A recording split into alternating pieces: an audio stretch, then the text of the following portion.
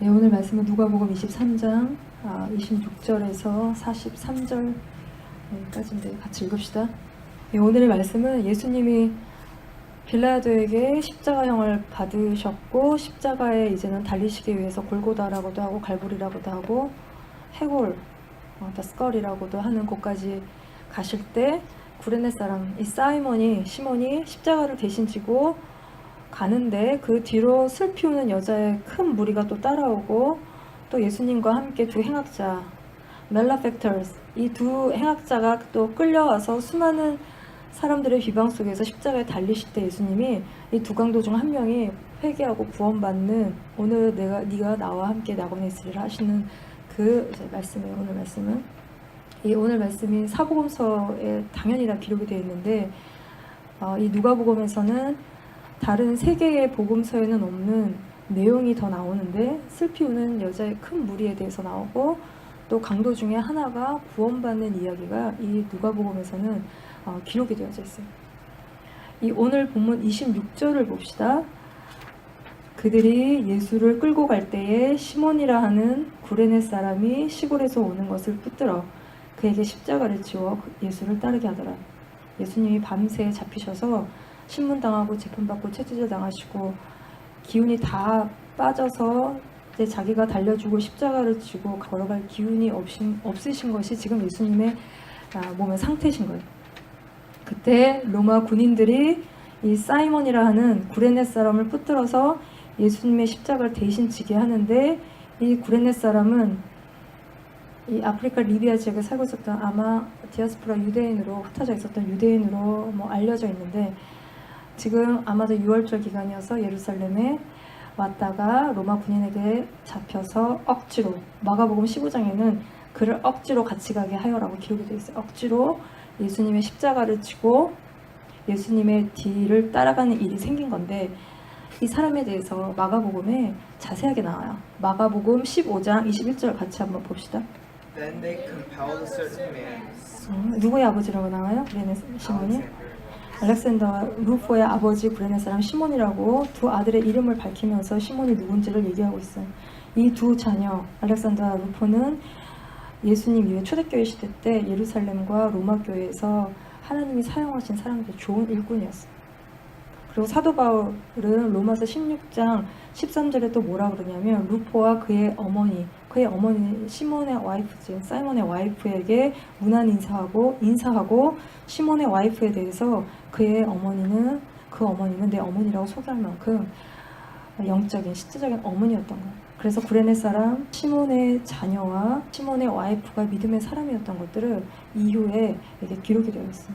그리고 또 시몬도 이후에 안디옥 교회를 개척하고 거기서 가르쳤던 사람으로 기록이 되어 있어요. 예수님을 만난 다음에 변화를 받은 것이고 지금 그러나 그는 로마 군인에게 붙들려서 억지로 십자가를 지고 예수님의 뒤를 따르고 있지만 그와 자녀와 그의 와이프는 이후에 믿음의 가족이 된 것에 대한 기록이 나와 있어요.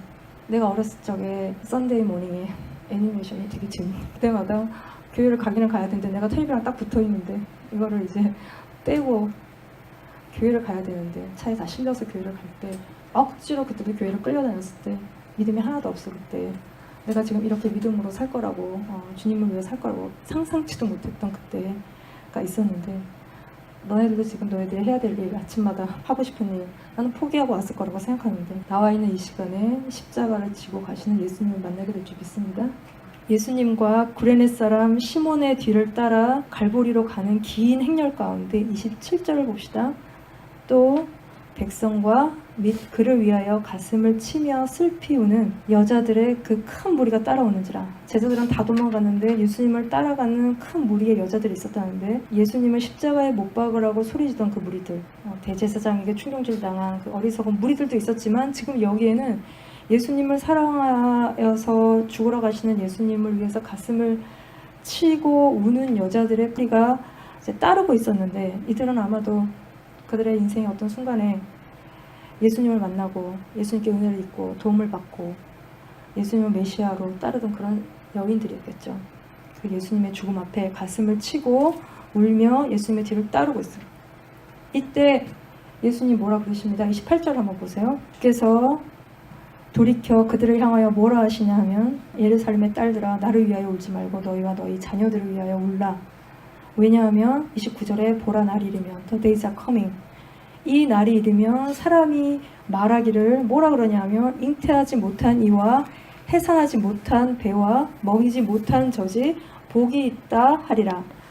이때에는 애 낳지 않는 여자, 젖 먹일 애가 없는 여자가 복이 있다는 거야. 근데 원래 당시에 애 낳지 못하는 건 아주 수치스럽고 저주스러운 일인데, 그런데 그날이 되면은 오히려 애 낳지 못한 여자가 복되다는 거야. 그리고 30절에는 또 그날에는 오히려 산들이 무너져 산에 깔려 죽는 게 더 낫다는 거야, 살아있는 것보다. 근데 예수님이 말씀하시는 이 날이 무슨 날이냐? 예수님이 잡히시기 전에 헤롯이 화려한 그 예루살렘 성전을 다시 짓고 있을 때, 이 헤롯은 에돔 사람이에요. 유대인이 아니에요. 그래서 유대인의 마음을 얻기 위해서 헤롯 성전, 이 큰 성전을 화려하게 짓고 있는데, 그걸 보시고 제자들에게 예수님이 예루살렘 성전이 돌 위에 돌 하나도 남지 않고 다 무너질 것에 대해서 예언하고 계셔요. 예루살렘이 멸망할 거라는 거야. 성전이 다 무너져 내릴 거라는 거야. 그리고 또 더불어서 이 세상 끝, 이 엔타임에 일어날 일의 징조, 환란. 근데 이거는 창세부터 지금까지 없었던 아주 전무후무한 대환란, The Great Tribulation이 세상 끝에 있을 건데, 이게 이제 7년이라고 성경은 기록하고 있는데, 이것에 대해서 예수님이 말씀하신 이날 이후에, 이 환란 후에 즉시 해가 어두워지고 달이 빛을 잃고 별들이 하늘에서 떨어지고 흔들리면서, 우리가 세상에서 세상 종말 영화를 보잖아요. 그런 것처럼 예수님께서 이때 구름 타고 큰 영광과 능력으로 다시 올 것을 마태복음 24장, 너희가 방학 때 읽고 쓰고 했던 마태복음 24장, 마가복음 13장, 누가복음 21장에 예수님이 하신 말씀이 다 기록이 되어 있어요. 이 예수님이 세컨 커밍 하시기 전에 세상에 마지막 바로 전 7년 동안에 큰 환란이 있을 건데, 이게 뭐 언제부터 시작이냐, 휴거가 어떻게 되냐, 뭐 징조가 뭐냐, 참 많은 얘기들이 있지만, 이때 대충 믿는 사람들, 잘 안 믿는 사람들, 유대인들이 이 모든 시기를 통해서 돌아오고 예수님이 그러고 나면 다시 오실 거라는 거예요. 나눠준 누가복음 21장 5절에서 38절, 내가 긴데 다시 한 번만 읽어봅시다. 예수님이 하시는 말씀이에요. 어떤 종말론자가 하는 얘기가 아니라 예수님이 하시는 말씀이에요. 예수님은 자기를 따라오며 가슴을 치고 우는 여인들에게 장차 이 땅에 예루살렘에, 그리고 또 우리 엔타임에 일어날 일에 대해서 상기시키시는데, 예수님이 죽고 부활하고 저기 하늘로 가신 이후에 40년쯤이 지나서 정말 예루살렘이 멸망할 하나님의 두려운 심판이 임해요. 이스라엘 땅에.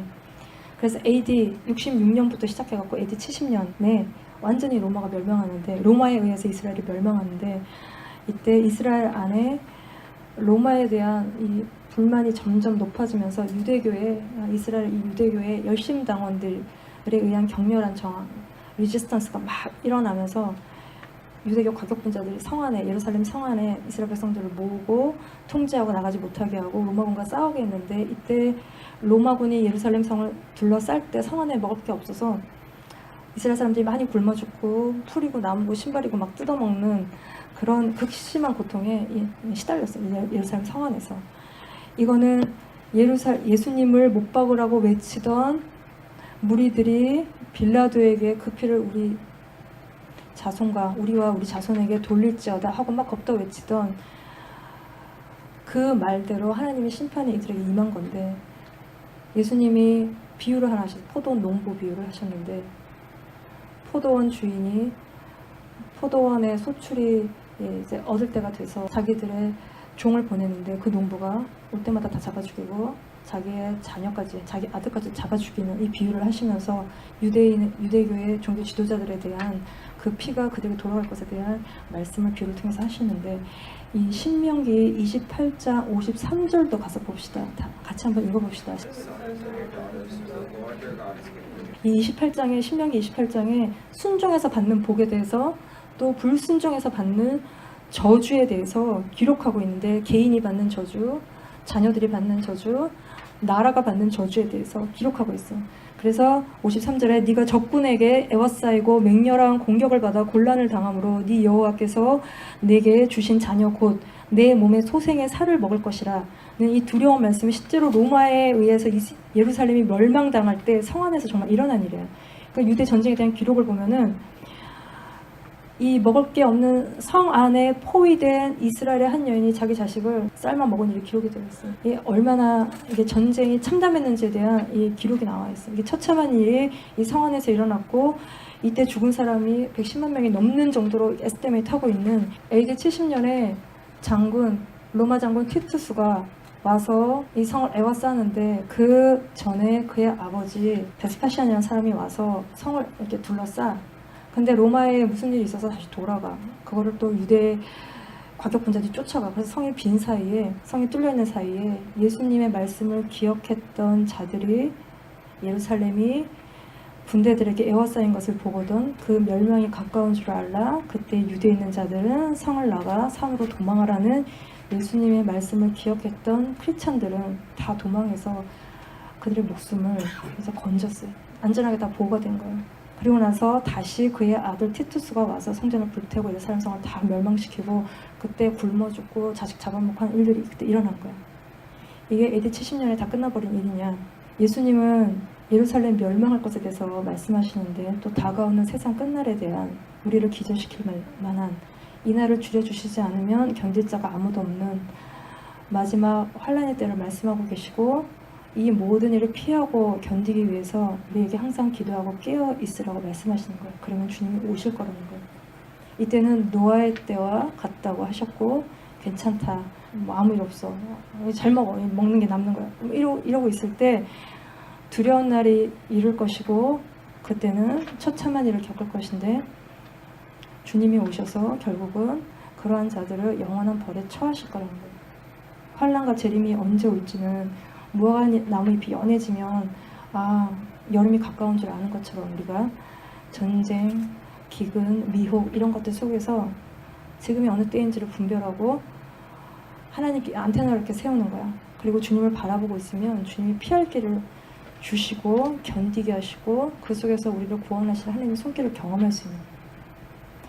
내가 어렸을 때는 가족이 밥을 먹을 때 아버지가 늘 하시던 말씀이 있어요.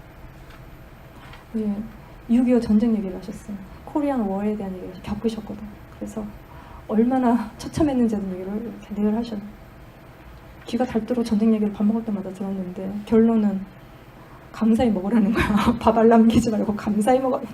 얼마나 힘든데 다 먹으라고. 그 얘기를 어렸을 때 늘 귀가 닳도록 들어요. 우리는 전쟁을 안 겪었지. 나도 안 겪었고 너희도 안 겪었고 아버지 때만 해도 전쟁을 겪으신 거예요.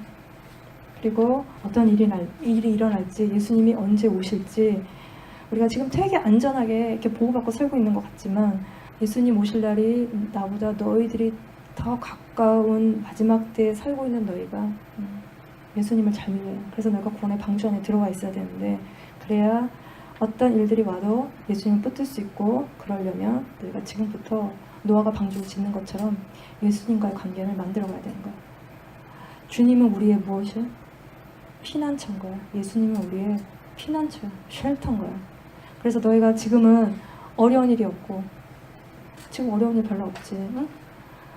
그리고 너희가 잘 나간다고 느낄 때 힘들고 어려운 일이 없어서 사는 게 즐겁다고 느낄 때 그럴 때 세상으로 가지 않고 이 시간에 너희가 예수님과 관계들을 만들어가면 너희가 힘들고 어렵고 환난과 재난이 올 때에 주님이 너희의 쉘터가 되어주실 것이고 너희가 어디로 가야 될지 모를 때 너희에게 인도해 가실 거라는 거야.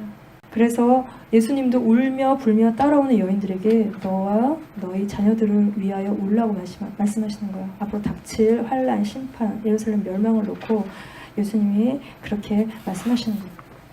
이렇게 끌려서 예수님의 해골이라는 곳에 이르러서 두 행악자와 함께 십자가에 달려서 들리워지시는데 이거는 옆에 좌우에 있었던 그런 범죄자와 같이 예수님이 똑같은 취급을 받으신 거였고 사람들이 이거를 보고 구경하는 자들이 비웃고 희롱했는데 그들의 비웃음의 내용을 보면 35절에 네가 그리스도면 자신을 구원할지어다. 스스로 구원하라는 거예요. 그리고 37절에 네가 너를 구원하라는 거예요.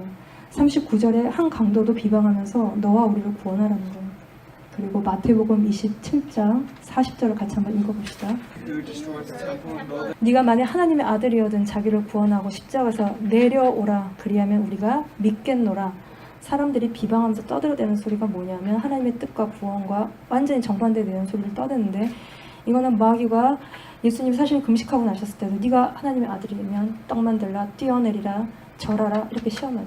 이건 하나님 뜻도 아니고 하나님의 길도 아닌데 마귀는 우리에게도 우리가 하나님께 가지 못하도록 귀에다 계속 얘기하는 거야. 우리 주변에 믿음 없는 사람들 통해서 우리 귀에다 계속 떠들고 얘기하는 거야. 이 하나님의 뜻 가시는 길은 내려오는 길이 아니야. 요한복음 3장 14절에서 18절을 같이 읽읍시다. Moses lifted up his servant. 예, 모세가 광야에서 뱀을 든 것 같이 인자도 들려야 하리니. 근데 예수를 비방하는 자들은 십자가에서 막 내려오라는 거야. 네가 하나님의 아들이면 내려와.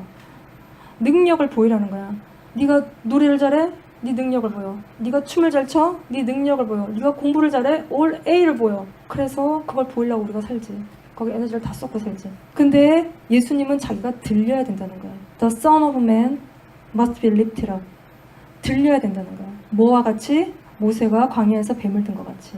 민수기 21장에 하나님께서 이스라엘 백성들에게 정말로 화가 나셨는데 그때 광야에서 뱀을 풀어 사람들 죽게 하셨. 이거는 이스라엘 백성들이 하나님께 불평하고 원망한 거야. 밀다니스에서 가나안을 가야 되는데 에돔 땅을 지나가야 되는데 에돔 왕이 노한 거야. 그랬더니 글로 못 지나가고 막 돌아가게 생겼어. 힘들어진 거야. 낮에는 덥고 밤에는 춥고 힘들다고 막 하나님이랑 모세한테 불평하다가 하나님 심판을 받은 건데 컴플레인 좀 할 수도 있지. 힘든데 뭐 나쁜 거야? 이게 뭐 꼭 죽을 일인 거야. 근데 하나님이 굉장히 싫어하신다는 거야. 하나님은 감사하고 기뻐하고 우리에게 기도하라고 하셨어. 그래서 시시때때로 원망해도 괜찮다고 하시지 않았어. 왜냐하면 이 불평하고 원망하는 거 안에는 우리 안에 불신이 있는 거야. 믿지 못하는 마음이 있는 것이고 순종하기 싫어하는 마음이 있는 거야. 그게 가득해서 입으로 불평이 나오는 거야. 그리고 자기 형편만 생각하는 마음이 가득하기 때문에 나오는 것이다. 그래서 하나님의 심판을 불러오는 우리 안에 있는 깊은 죄성. 그래서 모세가 기도했을 때 하나님께서 구리뱀을 달아서 장대 위에 매달고 물린 자마다 그걸 보면 산다고 했는데 예수님도 십자가에 못 박혀 모든 사람이 볼 수 있도록 갈보리 언덕 위에 들리우신 거예요. 왜냐하면 15절에 이는 그를 믿는 자마다 영생을 얻게 하려 하심이라. 그 들리우신 예수를 보고 믿는 자마다 영생을 주시기 위한 것이고 예수님은 구원이 필요하신 분이 아니에요. 비방하는 자들이 얘기하는 것처럼 구원이 필요하신 분이 아니라 구원은 우리가 필요한 것이고 구원을 주시는 분은 예수님이신 거예요. 그래서 십자가에서 짠 내려오면 우리가 예수님을 믿는 것이 아니라 달리 오신 예수님을 바라보고 우리가 믿는 거예요. 그래서 17절, 18절을 보면 하나님이 그 아들을 세상에 보내신 것은 세상을 심판하려 하심이 아니요 그로 말미암아 세상이 구원을 받게 하려 함이라. 그를 믿는 자는 심판을 받지 아니하는 것이요 믿지 아니하는 자는 하나님의 독생자 이름을 믿지 아니함으로 벌써 심판을 받은 것이라. 하나님을 떠난 우리의 증상은 불평하고 이제 원망하는 것인데 이게 우리가 하나님의 심판 아래 있다는 증거인 거예요. 그래서 달려오신 예수님을 바라볼 때 이미 임하여 있는 그 심판에서 우리가 구원을 얻는 것이죠. 그래서 예수님은 우리의 구원자이신 거예요. 여기 오늘 이 좌우에 두 강도가 매달려 있어요. 두 사람의 반응이 완전 정반대. 마치 예수님을 중심에 두고 하나는 영생의 길로 하나는 죽음의 길로 나뉘어져 있는 모습처럼 둘 다 죽음의 문 앞에 와 있는데 이들의 모습이 굉장히 달라요. 그러니까 죄를 짓고 죽기로 결정된 심판을 받은 자들인데 죄의 삭은 사망인 그 삶을 그대로 살고 있는 두 사람이에요. 이 인생의 끝에 예수님을 마주하고도 한 강도는 끝까지 회개하지 않아요. 그리고 예수님을 비방해서 너 우리 구원하라는 거예요. 하나님을 두려워하지 않는 죽을 때도 두려워하지 않는 아주 폐역한 한 강도의 우리 인간의 모습을 보는데 그러나 다른 강도를 봅시다. 41절에 우리는 우리의 죄로 죽지만 예수님은 죄가 없으신 분이라는 거야. 그분이 행한 것 중에 잘못된 게 아무것도 없다는 거야. 그러면서 당신의 나라에 임하실 때 자신을 기억해 달라는 거야. When you come into your kingdom, remember me 하라는 거야. 자신의 영혼을 예수님께 의탁해. 이 강도는 살아서 막 능력을 행하시는 예수님께 자기를 의탁한 게 아니라 죽어가시는 예수님께 자기를 의뢰하고 있어요. 제자들은 예수님의 나라에 자기가 한 자리 해야지 막 이러고 막 싸우다가 예수님이 죽으니까 다 도망가 버리는데 이 강도는 예수님이 죽으시는데 그 죽음을 넘어선 예수님의 영원한 나라, 죽으면 끝인 게 아니라 죽음을 통해서 들어가게 될 그 영원한 나라에 자기를 기억해 주실 것을 그가 자기의 영혼을 의뢰하고 있는 거예요. 예수님이 죽으심으로 영광에 들어가고 그걸 통해서 우리에게 영생이 오는데 그 예수님께 자기를 의뢰하고 있는 거죠. 이 강도가 달리 오신 예수님을 바라보았을 때, 영원한 왕이신 예수님을 바라보았을 때, 그가 인생의 문이 닫히기 전에, 예수님도 자기 사역이 다 마무리가 되기 바로 전에 그의 한 강도의 인생에 구원이 임하는 것입니다. 내가 네게 진실로 이르노니 오늘 네가 나와 함께 낙원에 있으리라. 그분의 나라를 이 강도가 약속받아요. 너희가 끝까지 회개하지 않는 강도가 아니라 너희가 우리 마음대로 나 좋은 대로 즐거움 따라 살면 우리가 하나님의 진노하신 심판 가운데 우리가 이미 우리도 데스 페널티를 받은 자임을 깨닫고 하나님을 두려워함으로 하나님께로 돌이킬 때 네가 나와 함께 낙원에 있으리라는 그 구원에 대한 예수님의 음성을 들을 때 너의 남은 인생에 보장되지 않는 너의 남은 인생이 언제 닥칠지 모르는 여러 환난 가운데 믿음으로 견디고 주님께로 피해서 깨어있을 때 너희가 세상 끝에 오실 주님을 만나게 될 줄 믿습니다. 아멘. 네, 같이 기도합시다. 우리 이 시간에 우리를 위해서 골고다로 가시는 예수님을 만나게 해달라고 기도합시다. 십자가에 들리우신 예수님을 만나고 바라보고 회개한 강도처럼 내가 언제 죽을지 모르는 죄인인 것을 깨닫고 회개하는 우리 이 시간에 그 기도를 드리십시다. 주님 저희를 불쌍히 여겨주시옵소서. 이 시간 같이 기도합시다.